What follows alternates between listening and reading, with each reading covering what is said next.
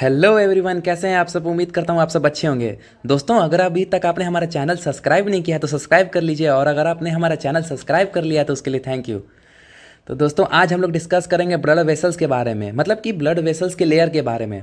तो चलिए आज देखते हैं कि ब्लड वेसल्स में कितनी लेयर होती हैं या परतें होती हैं, उसके बारे में हम डिस्कस करेंगे। इससे पहले हमने बहुत सारी चीज़ें कार्डियोवास्कुलर सिस्टम के बारे में डिस्कस की हैं, जो कि हमारे यूट्यूब चैनल पे है। तो जल्दी से जल्दी जाके हमारे यूट्यूब चैनल को विजिट करें। तो चलिए शुरू करते हैं। Blood vessels. तो देखिए दोस्तों, ब्लड वेसल्स क्या होती है। समझिए कि जैसे हमारा हार्ट एक मोटर है। जैसे ये देखिए, हम आपको ड्रॉ करके दिखाते हैं।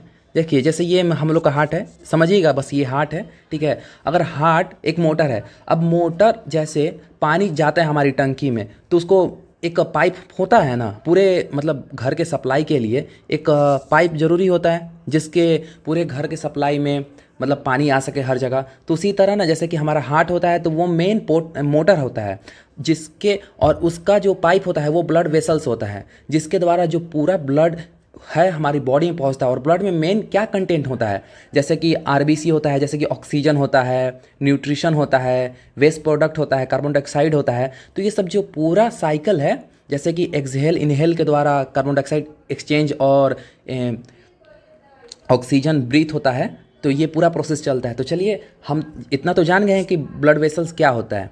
तो चलिए डिस्कस करते हैं ब्लड वेसल्स के मतलब लेयर्स के बारे में। तो देखिए दोस्तों, जैसे कि आप इस डायग्राम में देख सकते हैं, अगर मैं ये जो ब्लड वेसल्स है, अगर इसका एक पोर्शन को ऐसे कट करूं और अगर इसको मैं जूम करके देखूं, तो वो ब्लड वेसल कुछ ऐसा दिखेगा हमको।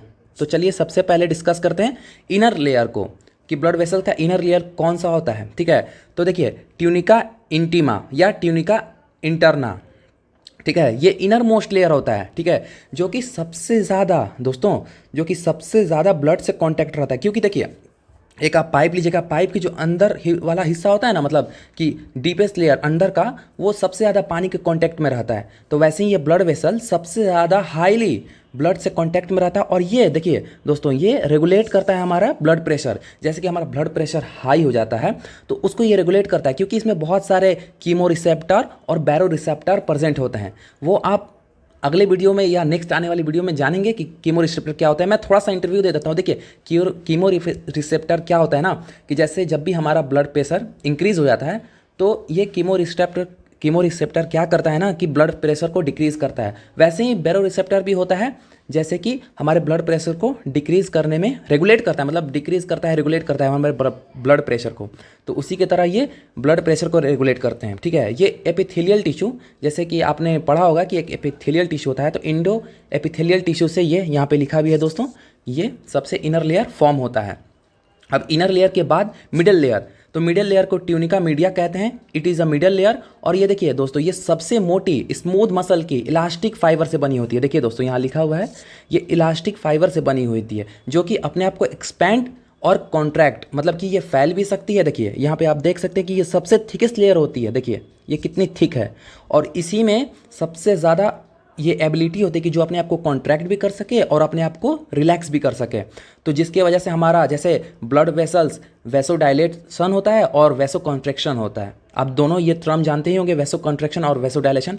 वैसो डायलेशन का मतलब होता है कि जैसे ब्लड वेसल्स डायलेट हो जाना, मतलब जैसे हमारा ब्लड प्रेशर बहुत इंक्रीज रहेगा, तो ये क्या होता है, वैसो डायलेशन का मतलब कि ये जो इंक्रीज हो जाता है हमारी ब्लड वेसल। और वैसो कॉन्ट्रिक्शन का मतलब कि जब हमारा बीपी डाउन होता है, जब हमारा बीपी फॉल होता है, तो उस टाइम ये कॉन्स्ट्रिक्ट हो जाता है, मतलब कि ये एकदम सिकुड़ जाता है। जो मिडिल लेयर होता है एकदम कॉन्ट्रैक्ट हो जाता है। अब हम देखेंगे आउटर मोस्ट लेयर को, ठीक है। Outer most layer tunica externa और ट्यूनिका एडवेंटिया, ठीक है। ये आउटर मोस्ट लेयर होती है। जैसे कि हमारी पाइप होती है, तो उसकी जो आउटर लेयर होती है ना, उसी तरह जैसे ब्लड वेसल्स होती है ना, तो उसकी आउटर लेयर को कहते हैं ट्यूनिका एक्सटर्ना या ट्यूनिका एडवेंटिया, ठीक है। जो कि सबसे ज़्यादा इसमें नर्व्स, टीनी टीनी नर्व्स पाई जाती हैं, जो कि हमारे बैरो रिसेप्टर और कीमो रिसेप्टर को कंट्रोल करती हैं, जो कि हमारा फंक्शन करता है ब्लड वेसल्स को कॉन्ट्रैक्ट करने में और डायलेट करने में, ठीक है। और ये हमारा ऑक्सीजन डिलीवरी और न्यूट्रिशन डिलीवरी भी करती है। जैसे कि हमारा जो बॉडी ऑर्गन होता है, जो सेल होते हैं, तो उनको जो ब्लड सप्लाई पास होती है, तो जैसे ब्लड सप्लाई पास होती है, न्यूट्रिएंट्स पास होते हैं, सेल के मतलब ज़िंदा रहने के लिए जो न्यूट्रिशन चाहिए होता है, तो वो सबसे ज़्यादा डिलीवर यही लेयर करवाती है, क्योंकि ये आउटर लेयर होती है। ये सबसे ज़्यादा ऑर्गन के कांटेक्ट में यही लेयर होती है और ये सपोर्ट भी प्रोवाइड करती है। अब दोस्तों सब ये आउटर लेयर है तो ये प्रोटेक्शन में भी हेल्प करेगी और साथ ही साथ स्ट्रक्चर मतलब ब्लड वेसल्स के स्ट्रक्चर को बनाने के लिए भी ये बहुत ज़्यादा हेल्प करेगी। तो थैंक यू दोस्तों, आज के लेक्चर यहीं एंड करते हैं। हम मिलते हैं आपसे नेक्स्ट